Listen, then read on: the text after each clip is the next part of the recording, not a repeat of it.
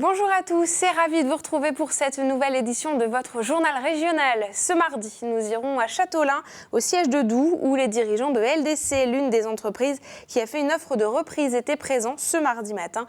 Ils sont venus présenter leur projet au syndicat. Le recteur de l'académie était en visite dans une école maternelle du Morbihan ce matin pour découvrir les méthodes pédagogiques dites actives. L'éducation nationale souhaite les développer. Et puis elle s'appelle Dolly et elle prend sa retraite. Ce chien renifleur officie à la recherche de stupéfiants auprès de la police de Brest. Retour sur son parcours dans un instant avec son maître. Les meilleurs joueurs de fléchettes étaient dans le Morbihan ce week-end pour le championnat de France. Et la fléchette n'est pas qu'une partie de rigolade, vous le verrez. Et voilà pour les principaux titres que nous allons développer dans ce journal. Tout de suite, votre JT breton du mardi 3 avril 2018. Les dirigeants de LDC étaient à Châteaulin ce mardi après-midi pour exposer leur offre de reprise aux syndicats et aux salariés. Ils prévoient entre autres de créer une nouvelle entreprise appelée Yardbraze qui regroupera dans un consortium LDC, Terrena, Triscalia et le Conseil régional pour s'occuper de la filière avicole en amont, c'est-à-dire les aviculteurs et les couvoirs. On va écouter Denis Lambert, le directeur de la société LDC, à l'origine d'une des deux offres de reprise du groupe Doux. Il est au micro de Sophie Lecroisier. Notre projet, c'est de reconquérir. La France importe 3 millions de poulets par semaine qui viennent d'Europe, de Belgique, de Pays-Bas. Et aujourd'hui, nous sommes en mesure, en Bretagne, de freiner ces importations. Ça peut être du poulet frais ou surgelé, à destination de l'industrie ou de la restauration. Nous, notre proposition, c'est justement, avec les salariés qui feront le choix de venir chez LDC, de passer du temps à les former, à leur apprendre ce nouveau métier, qui est un métier de la découpe, plutôt que de la pièce entière, du poulet entier, qui est aujourd'hui le métier du groupe Doux historique. Si on a un objectif, pour que notre site fonctionne bien, il faudra arriver à 400 000 poulets. Ça sera notre premier objectif, par semaine. Et Nadine Ourmand, déléguée force ouvrière de Douai, qui se bat depuis plusieurs années pour la sauvegarde de l'entreprise, est ce mardi soir à Rennes pour exposer la situation des salariés. Elle apparaît inquiète sur l'avenir du groupe et notamment sur l'aspect social. On va l'écouter. Il faut bien vous dire qu'aujourd'hui, on part dans un nouveau démantèlement et le groupe Doux n'existera plus. Ce soir ? Ce soir, ça sera fini et nous aurons la confirmation demain par le jugement du tribunal de commerce de Rennes. Alors les inquiétudes aujourd'hui, c'est un tout petit peu de rentrer vraiment dans les offres, vraiment une analyse approfondie des offres pour voir l'impact que ça va avoir sur le volet social, notamment sur la partie abattoir congelé Doux Châteaulin. Sur l'amont, c'est là où il y a le plus d'interrogations, notamment avec la création d'une nouvelle société qui s'appelle Yardbraze. Et le tribunal de commerce de Rennes doit statuer sur la mise en liquidation judiciaire de l'entreprise Doux et sur le repreneur ce mercredi matin. Pour rappel, deux offres sont sur la table, celle de LDC et celle de l'Ukrainien MHP. Côté éducation, fin mars, à l'occasion des assises des maternelles, Emmanuel Macron a annoncé l'instruction obligatoire dès l'âge de 3 ans. Une décision qui affirme le rôle joué par la maternelle dans l'épanouissement des enfants et qui pourrait aussi permettre le développement des nouvelles pédagogies, des méthodes dites actives. Mais qu'est-ce que cela veut dire exactement ? Reportage lors de la visite de la recteure d'académie dans une école du Morbihan avec Karine Chevrolier. Tu en as eu beaucoup aussi ? Où est-ce qu'ils étaient cachés ? Juste un petit œuf. Oui.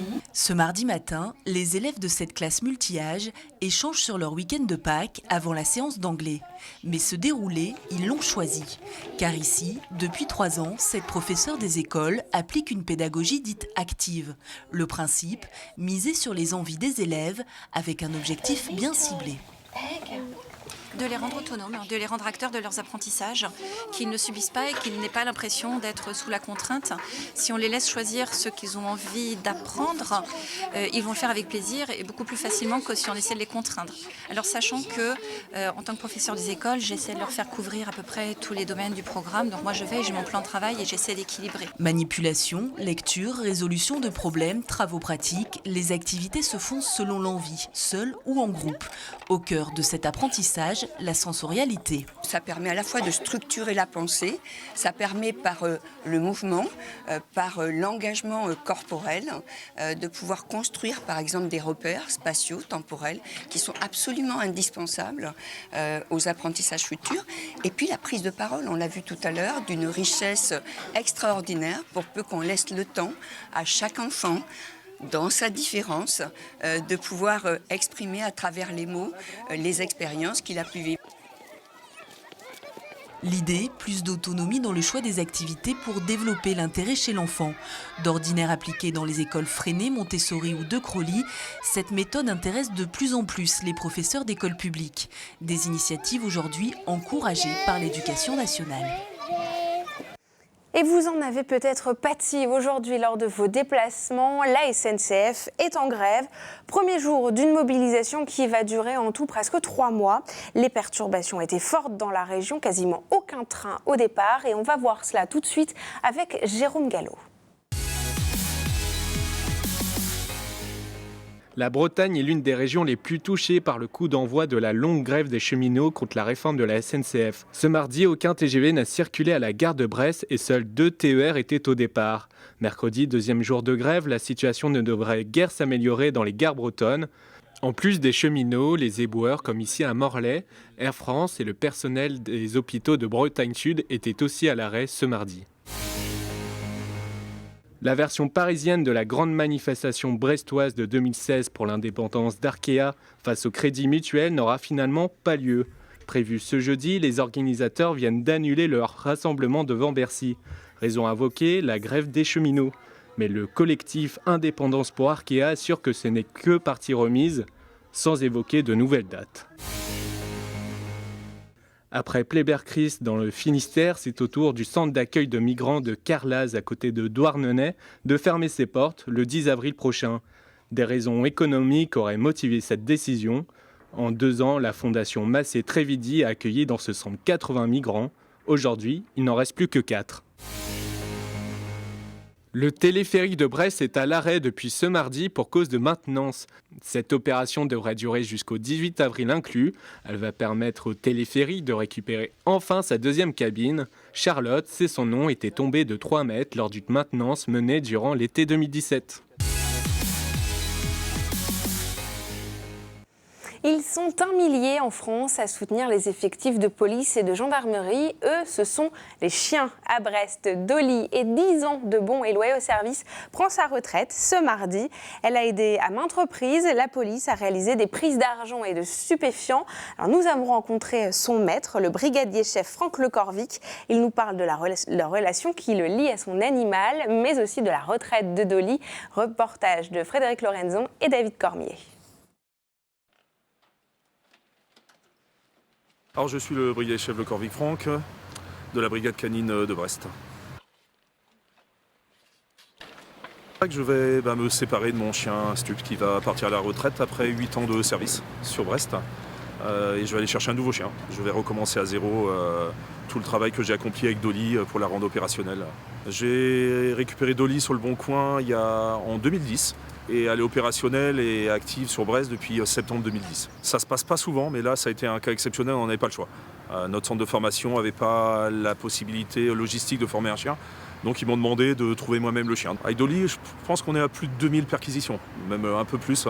2000 perquisitions, on est à plus de 130 000 € ou 150 000 € de numéraire saisis, parce qu'elle fait également les billets de banque. En plus du stup, elle fait les billets de banque.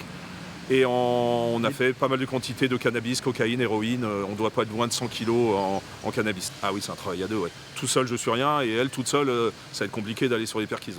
Elle va partir dans une famille, quelque part, je ne vous dirai pas l'endroit. Elle va être heureuse. J'ai trouvé un cadre idyllique dans la campagne, avec des gens équilibrés, très sympathiques, qui marchent énormément. Et elle va être vraiment heureuse.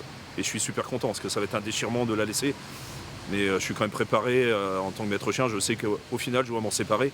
Et malheureusement, je ne peux pas la conserver puisque j'ai déjà un chien perso et je vais aller chercher un nouveau chien stup. J'aurai pas le temps à lui accorder, donc pas la peine qu'elle soit malheureuse à rester avec moi.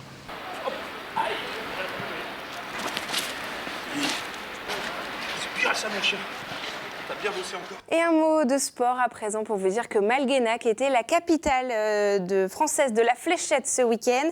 La 39e Coupe de France de darts, les fléchettes en anglais, a attiré 1 millier de personnes dans le Morbihan. Des amateurs, mais aussi des compétiteurs aguerris, comme l'a constaté sur place Xavier Patrijon.